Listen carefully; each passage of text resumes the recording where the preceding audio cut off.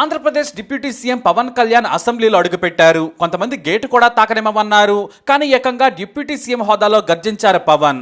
ఒకటి కాదు, రెండు కాదు, కీలకమైన 6 శాఖలు పవన్ ఇప్పుడు చూస్తున్నారు. కేవలం మంత్రి పదవి అంటే అలంకారం కాదని తెలుసు. డిప్యూటీ సీఎం హోదా పేరు ముందు గొప్పగా ఉంటుంది. ప్రజల మనసు గెలుచుకోకపోతే అందరి మాదిరిగానే తాను కూడా చరిత్రలోకి వెళ్ళిపోతారు. అందుకే అందరిలా కాకుండా పవన్ వినూత్నంగా ఆలోచిస్తున్నారు. ఏపీని అభివృద్ధి బాట పట్టించాలి. తన కింద ఉన్న పంచాయతీరాజ్ శాఖ చాలా కీలకమైంది. గ్రామాలను మెరుగుపరచాలి, నీటి వసతులు కల్పించాలి, సైన్స్ అండ్ టెక్నాలజీని విద్యార్థులకు ప్రజలకు చేరువ చేయాలన్న కసి ఆయనలో ఉంది. ఎంత మంత్రి అయితే మాత్రం అన్నీ తెలియవు కదా.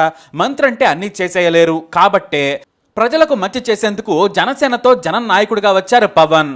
అందుకే తనకు తెలియని తాను చేయాలనుకుంటున్న వాటిని ముందుకు తీసుకెళ్లేందుకు ఓ డైనమిక్ హీరోని పిలిపించుకుంటున్నారు పవన్.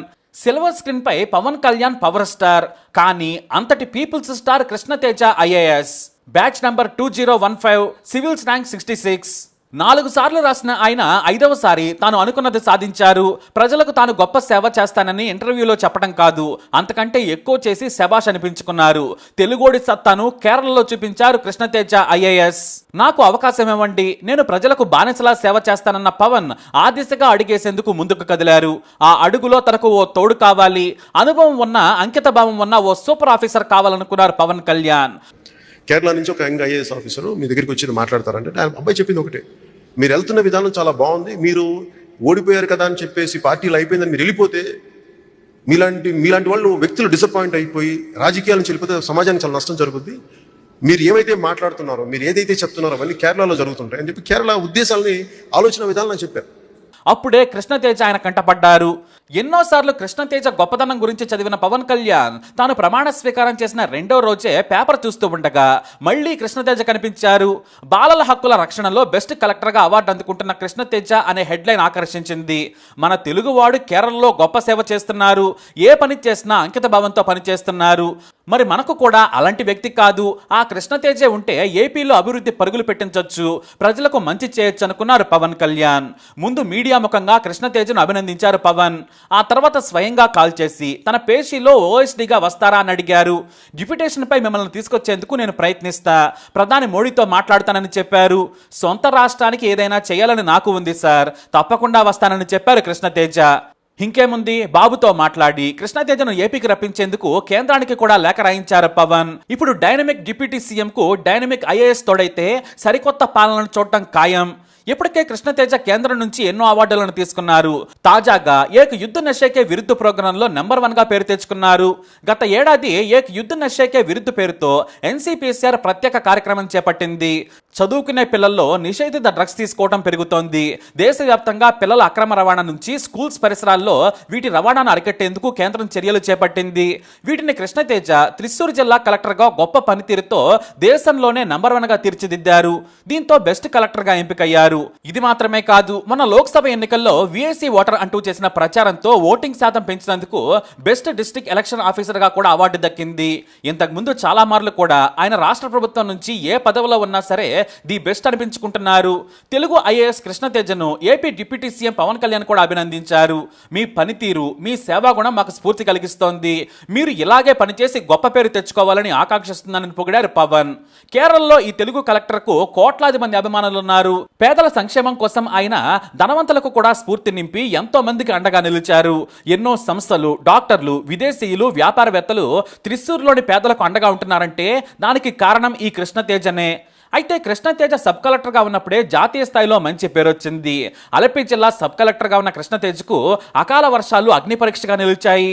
ఎంతలా అంటే వరదలకు జిల్లా మొత్తం మునిగిపోయింది. పేదలకు కనీసం తినడానికి తిండి, తాగడానికి నీళ్లు కూడా లేకుండా సాయం కోసం ఎదురు చూస్తూ ఉన్నారు. దీంతో ఆయన వరదల ప్రాంతంలోనే క్యాంప్ ఆఫీస్ ఏర్పాటు చేసి ప్రతి చోటకు సాయం అందేలా కష్టపడ్డారు. వాస్తవానికి లోతట్టు ప్రాంతాలకు వెళ్లాలంటేనే సాయం చేసే సిబ్బంది కూడా భయపడిపోయారు.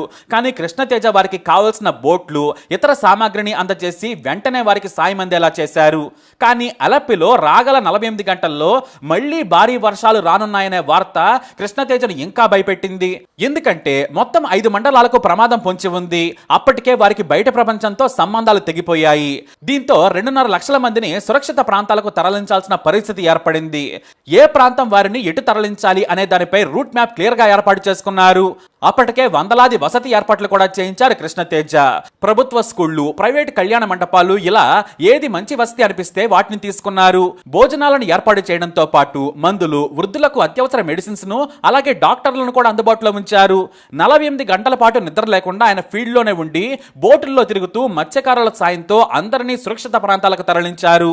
అంతేకాదు వారందరూ కూడా తాత్కాలిక వసతిలో ఉన్నా కూడా ఇబ్బంది పడకుండా దుప్పట్ల నుంచి మంచినీరు, భోజనం సమయానికి అందేలా చేశారు.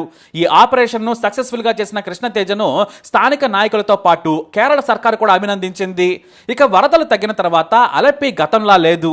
అందమైన గ్రామాలన్నీ కూడా బురదమయమయ్యాయి. నిరుపేదలు రోడ్డున పడ్డారు. దీంతో ప్రభుత్వం సాయంతో పాటు ధనవంతులు, సెలబ్రిటీలు, ఎన్జీఓల సాయం తీసుకోవాలనుకున్నారు. వెంటనే యామ్ ఫర్ అలెప్పి పేరుతో సోషల్ మీడియాలో ప్రచారం చేశారు. ఎంతో మంది దాతలు సాయం చేశారు. వాటన్నింటినీ కూడా ప్రభుత్వ నిధికి చేర్చి రోడ్లు, వసతులను ఏర్పాటు చేయించారు. నాడు దర్శకుడు రాజమౌళితో కూడా మాట్లాడి సోషల్ మీడియా ద్వారా ప్రచారం చేయించారు. మత్స్యకారులకు పడవలు, కిరాణా షాపులు నడుపుకునే వారికి ఆర్థిక సాయం, ఇలా ప్రతి ఒక్కరికి సాయం అందించారు.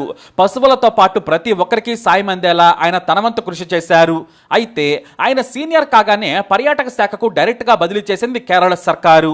దీంతో అలప్పి వాసులు ఆయన బదిలీ కావడాన్ని జీర్ణించుకోలేక మీరే కావాలని కోరారు. మళ్ళీ వస్తానంటూ వెళ్ళిపోయారు ఆయన. ఆ తర్వాత పర్యాటక శాఖలోనూ ఆయన తనదైన మార్కును చూపించారు. కేరళలో యమ ఫాలోయింగ్ ఉన్న ఐకాన్ స్టార్ అల్లు అర్జున్ ను, అలాగే సచిన్ టెండూల్కర్ ను పిలిపించి 2018లో ఏకంగా బోట్ పోటీలను ఆకర్షవంతంగా చేయగలిగారు. కేరళ టూరిజాన్ని ఆయన మరో మెట్టెక్కించారు. ఇక కేరళ లోకల్ రాజకీయ నాయకులు కూడా అలప్పికి కలెక్టర్ గా కావాలని ఇష్టపడి వేయించుకున్నారు. అలప్పికి వచ్చాక కలెక్టర్ ఈసారి ఆయన మరింత సేవాగుణంతో ముందుకెళ్లారు. అలా కేరళకే హీరో అయిపోయారు కృష్ణతేజ.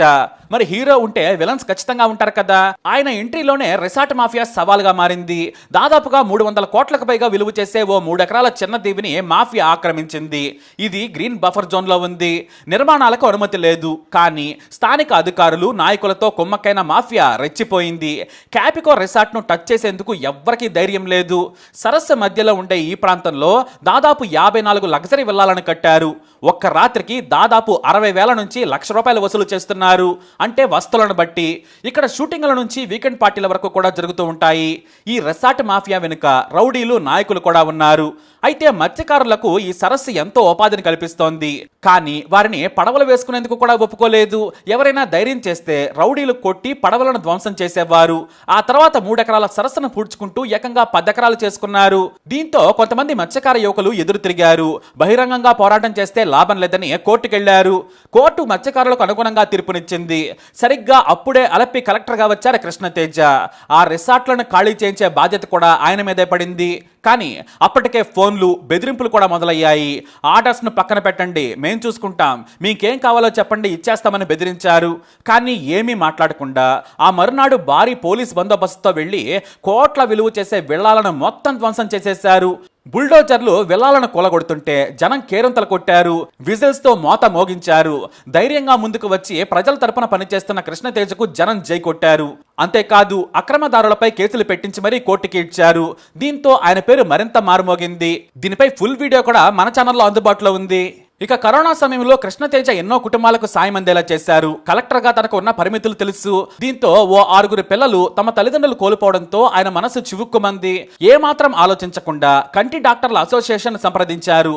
దీంతో వారు తాము ఆ 6 చదువు బాధ్యతలు తీసుకుంటామని డాక్టర్లు చెప్పారు. ఆ తర్వాత జోయా లూకాస్ జ్యువెలరీ యాజమాన్యం 10 కుటుంబాలను దత్తత తీసుకుంది. మరో పెద్ద వ్యాపారవేత్త మరో 10 కుటుంబాలను దత్తత తీసుకున్నారు. అనాథలైన పిల్లలను గురుకులాల్లో చేర్పించారు. వారికి ప్రత్యేక ఏర్పాట్లు కూడా చేయించారు. పిల్లలు చదువుకుంటే తనలా కలెక్టర్ వచ్చని ఏకంగా కేరళ స్టూడెంట్స్ కు ఇన్స్పిరేషన్ అవుతున్నారు కృష్ణతేజ. తల్లిదండ్రులు లేమని బాధపడే వారికి, తమకు దేవుడు అన్యాయం చేశాడనే వారికి కృష్ణతేజ గుండె ధైర్యం నింపుతున్నారు. స్కూల్స్ నుంచి ఏ ఎడ్యుకేషన్ సంస్థ పిలిచినా సరే వెళ్ళి వారిని బాగా చదువుకోవాలని ఎంకరేజ్ చేస్తారు. అందుకు తన జీవితాన్నే చెబుతారాయన. నేను చిన్నప్పుడు ఆంధ్రాలోని గుంటూరు జిల్లా చిలకలూరిపేటలో మధ్యతరగతిలో పుట్టాను. గవర్నమెంట్ స్కూల్లో చదువుకున్నాను. ఇంటర్మీడియట్ నుంచి నేను ప్రైవేట్ కాలేజీలో చదువుకున్నాను.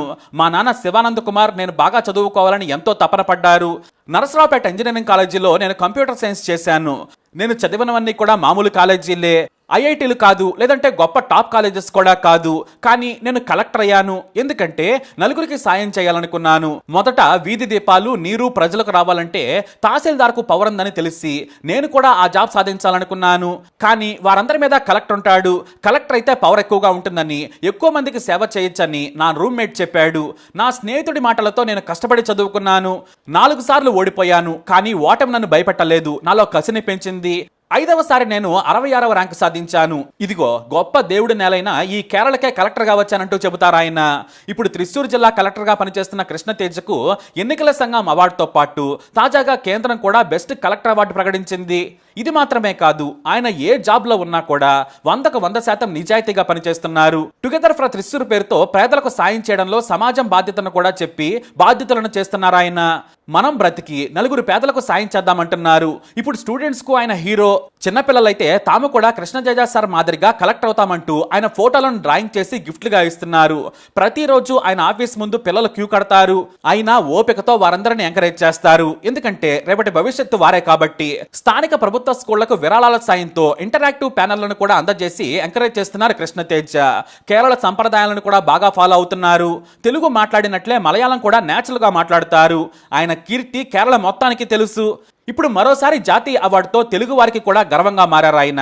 ఇక పవన్ కళ్యాణ్ కూడా కృష్ణతేజ సేవాగుణానికి ఫ్యాన్ అయ్యారంటే మీరే ఆలోచించుకోండి.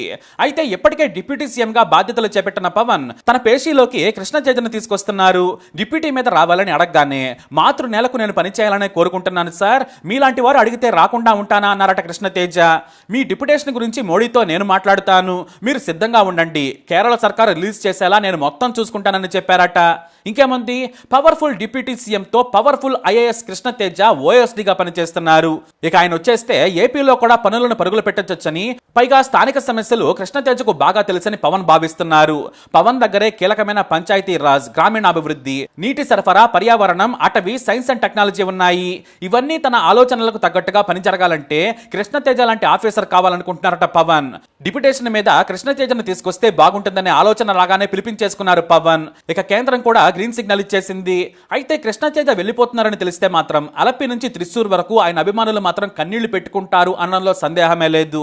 ఎన్ని రోజులు ఏపీలో పనిచేసినా చివరకు మళ్ళీ ఆయన కేరళకు వెళ్లాల్సిందే. ఏదేమైనా పనిలో తన మార్కు చూపించేందుకు పవన్ సిద్ధమవుతున్నారు. డైనమిక్ ఆఫీసర్తో కలిసి పనిచేసి ఏపీకి కొత్త పాలన అందించేందుకు రెడీ అవుతున్నారు. అంటే ఇక బాబు లోకేష్లకు దీటుగా పవన్ కళ్యాణ్ దగ్గర ఉన్న శాఖలు కూడా పరుగులు పెడతాయన్నమాట. Anyhow, welcome to AP Krishna Teja IAS. పవన్తో కలిసి మిమ్మల్ని ఓ ఫ్రేమ్లో చూడటమే కాదు, మీ పనులను, ప్రణాళికలను కూడా చూడాలనుకుంటున్నాం. All the best to true leaders. మరి వీరిపై మీ అభిప్రాయాన్ని కమెంట్ ద్వారా తెలియజేయండి. వీడియోని లైక్ చేయండి, షేర్ చేయండి, మా ఛానల్ని సబ్స్క్రైబ్ చేసుకోండి.